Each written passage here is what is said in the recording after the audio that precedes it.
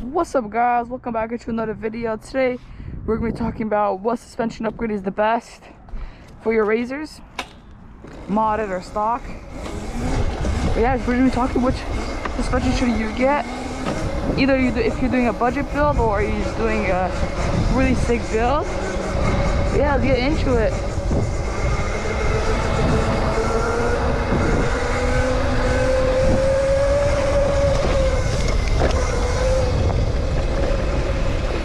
I just put some W40 on my chain so it sounds so much more nicer.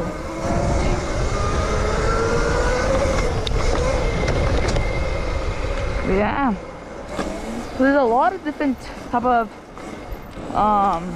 fork upgrades you can get for your razor. There's actually a decent amount. There's first of all, Electro & Co, Ride or Die, Midwest Mini Mods. You also have some. And then there's just the budget build where you can get off Amazon the triple clamp and the fork, and you can just make a custom spacer. And then yeah, that's mainly that's cheap. That's probably the cheapest way you can get some upgraded forks for your razor. There's actually another way, but those forks are not hydraulic and it's bolt on, and they're like $50. But they're definitely better than stock, but they're not. They're very cheap. They're Mx500 and they're very springy.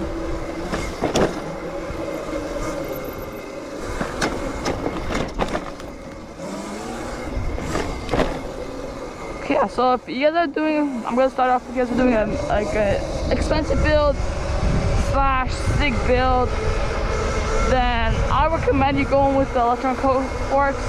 They're around 400 and I think around 50. I'm pretty sure that's with tax. I'm pretty sure. And those forks are amazing. They're specially made for razors. And I would have easily bought those forks, but obviously I don't have the money for it. And then there's Ride or Die. Also, the Electro & Co forks came with a whole new front tire, the 14-inch front tire, and it's bolt on, fully bolt on. But yeah, it's Electro & Co. And then Ride or Die, it could also be pretty expensive, depends what you're getting. If you're getting the front brake and the rear brake with the forks, then it's gonna be pretty expensive, very close to Electro & Co's. And what's it called? Yeah, their forks are also really good. They're also meant for razors, they're bolt on as well. And I'm pretty sure you can get a set of forks for around 200 and it's either 200 or like $250 around there. And they're pretty decent forks. You get different sizes and different colors. That's a really good thing right there. Electro & Co, they only have 2 colors. It's not, they don't have 2 colors. There's a V1 and V2, and the V1 silver, not silver, it's golden, and the V2 is silver. But the V2 is more harder, it's more stiffer. But Electro & Co, not Electro & Co, Ride or Die forks, they're way, they have blue, red, silver, gold, a lot more other colors I'm pretty sure. But yeah, that's a Ride or Die. So yeah, I would recommend Ride or Die if you're making a kind of budget build, like not really budget build, but like you just have like a budget, like say around 3,000, 3,500, then yeah, I'll just go with the Electro & Co forks because those are the best ones. They were the forks that were out first, and yeah, they're very soft. I don't know, they look the best too. And then there's Midwest Mini Mods forks. Those are actually pretty fancy. Those are actually pretty good. I don't know much details about them, but they are silver, and I think they're basically Electro & Co forks. The forks itself, not the triple clamp. Triple clamps are, and I don't think it comes with a new front wheel. Yeah, the triple clamp is different. But yeah, yeah, the triple clamp is different in the Midwest Mini Mods forks. And I forgot how much Midwest Mini Mods. I actually think they're around the same as Electro & Co. Around $400 to $450.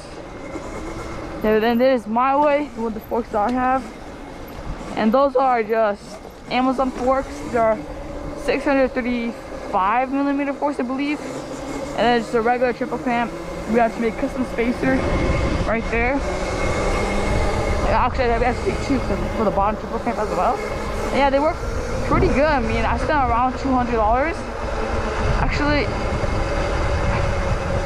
around 150. Around 150 to $170 because you also have the spacers. They cost money. But yeah. If you're doing a bunch of build, I recommend these forks. Really good forks. I'll put them in the link description. But yeah, they're around 35 millimeters, and they have a 14-inch front tire, and they have real motor brakes. And yeah, they're soft, but the rebound is a little bit more on the more springier side.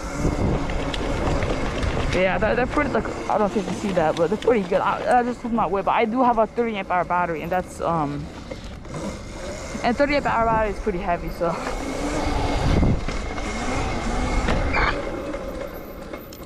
My brakes aren't grabbing though as good.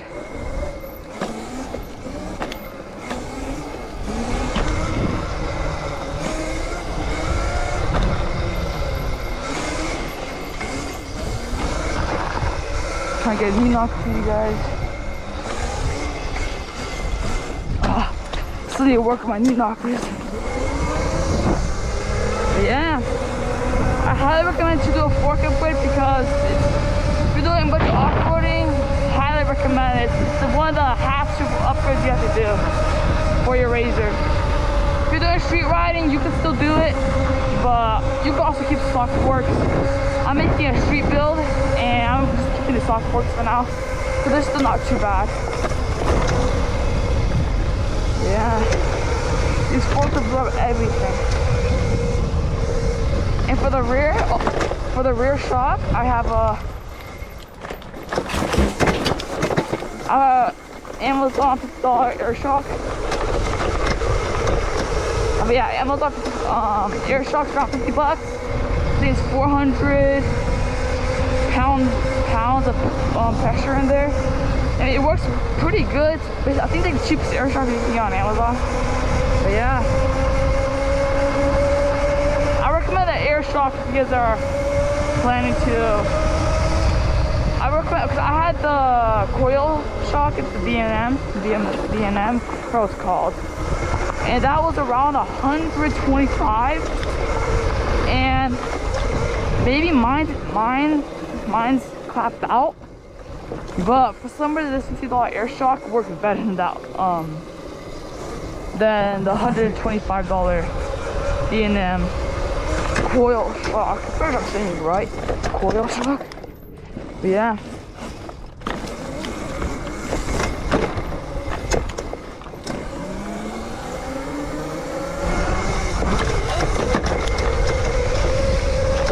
Yeah, look, it's absorbing everything. Bunch of rocks here.